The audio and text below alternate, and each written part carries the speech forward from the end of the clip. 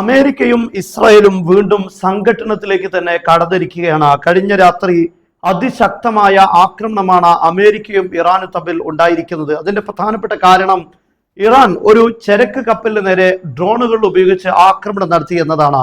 അതിന് തിരിച്ചടിയായി അമേരിക്ക ഇറാന്റെ ഹോർമുസ് കടലെടുക്കുന്നവർ ചേർന്ന് നിൽക്കുന്ന 10 സൈനിക കേന്ദ്രങ്ങൾക്ക് നേരെ ആക്രമണം നടത്തിയിരിക്കുകയാണ്. അതിനുള്ള പ്രതികരണമായി ഇറാനും കഴിഞ്ഞ രാത്രി അമേരിക്കയുടെ സൈനിക കേന്ദ്രങ്ങൾ ആക്രമിച്ചിരിക്കുകയാണ്.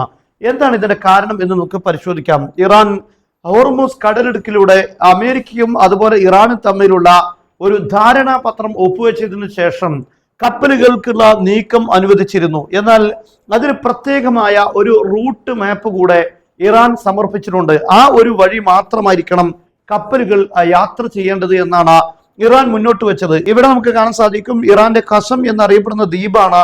ഈ ദ്വീപിനോട് ചേർന്ന ഈ ഭാഗത്തുകൂടെയാണ് സർവീസ് നടത്തേണ്ടത്.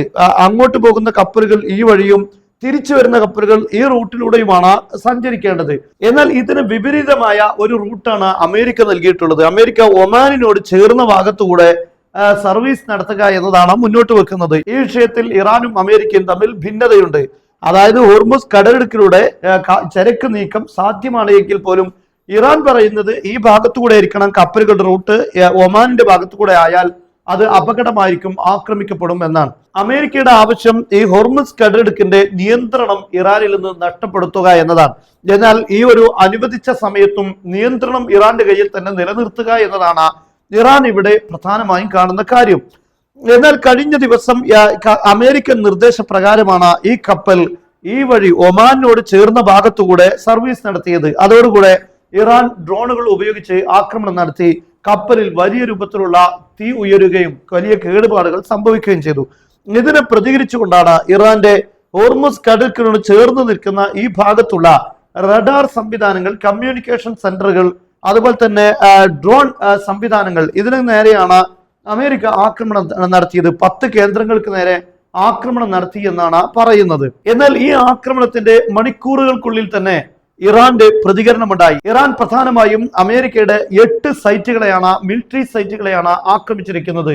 കുവൈത്തിലുള്ള അമേരിക്കയുടെ 5ാം നാവിക താവളത്തിന് നേരെ ആക്രമണം നടത്തിയിട്ടുണ്ട്. അതുപോലെ തന്നെ അലി സാലിം എന്നറിയപ്പെടുന്ന കുവൈത്തിലുള്ള മറ്റൊരു പ്രധാനപ്പെട്ട എയർബേസിന് നേരെ ആക്രമണം നടത്തിയിട്ടുണ്ട്. അതുപോലെ ബഹ്റൈൻ, സൗദിയ ഈ തുടങ്ങിയ രാഷ്ട്രങ്ങളിലുള്ള അമേരിക്കൻ സംവിധാനങ്ങളെ ആക്രമിച്ചിരിക്കുകയാണ്.